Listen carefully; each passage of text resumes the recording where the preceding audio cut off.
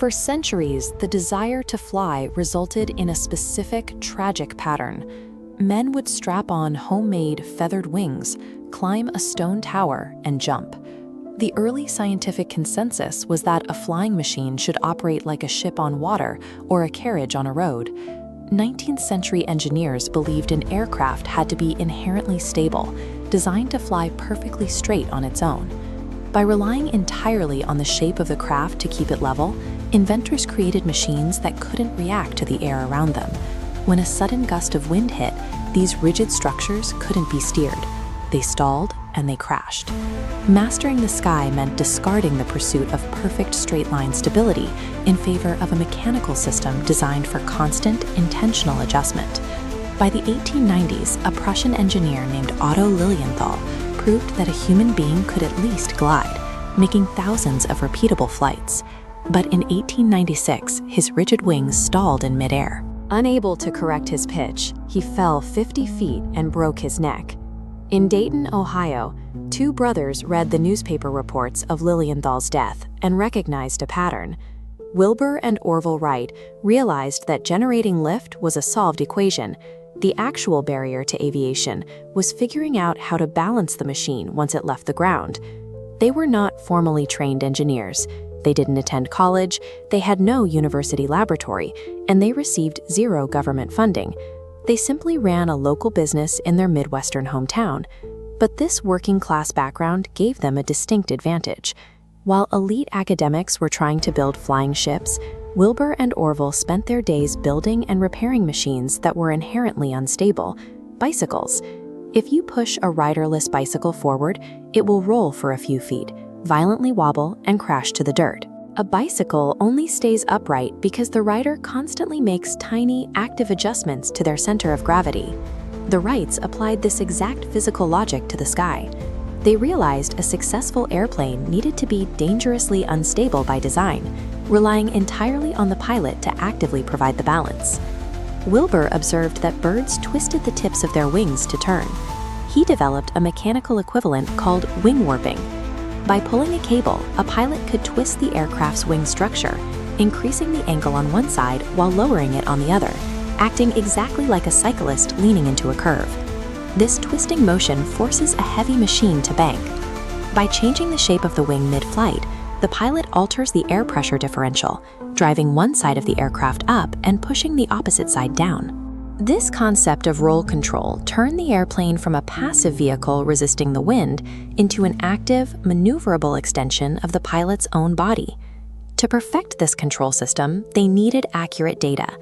When they discovered that the accepted aerodynamic tables compiled by previous scientists were flawed, they threw them out. Instead, they built a miniature wind tunnel in their shop and tested nearly 200 custom wing shapes. Those tests yielded a breakthrough.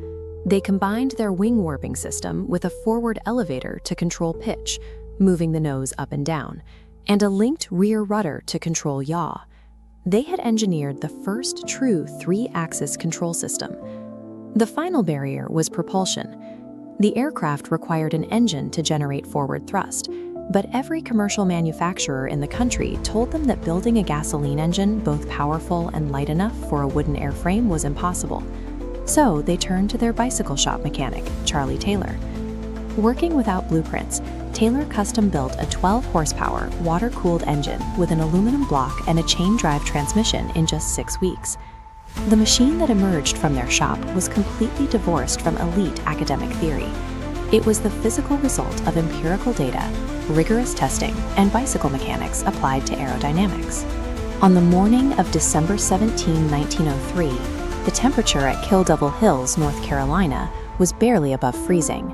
A 27-mile-per-hour wind whipped across the wet sand dunes as the brothers positioned their rough, wooden biplane on a 60-foot launching rail. There was no cockpit. Orville Wright lay flat on his stomach across the lower wing, sliding his hips into a wooden cradle that connected directly to the wing-warping wires. By sliding his hips from side to side, Orville could warp the wings and control the aircraft's balance. He was physically steering the heavy machine with his own body weight, applying the exact muscle memory used to ride a bike. At 10:35 a.m., the aircraft moved down the rail and lifted into the freezing air. It flew for 12 seconds, covering 120 feet over the sand, proving that their theory of active powered control actually worked. Those 12 seconds proved that rigid stability was a dead end.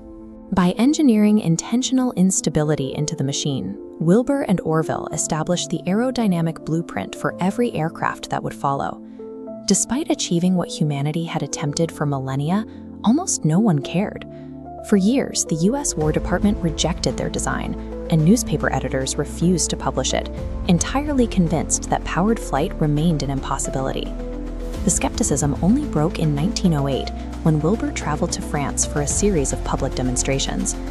By flying continuous, deeply banked circles around the heavy, unsteerable European aircraft of the day, he forced the global aviation community to admit defeat.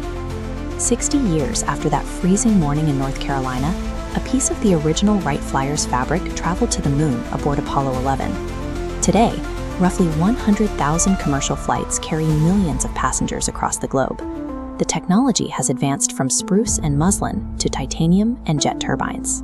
Yet every single modern jet traversing the sky still operates on the exact same principle of active three-axis control discovered by two bicycle mechanics.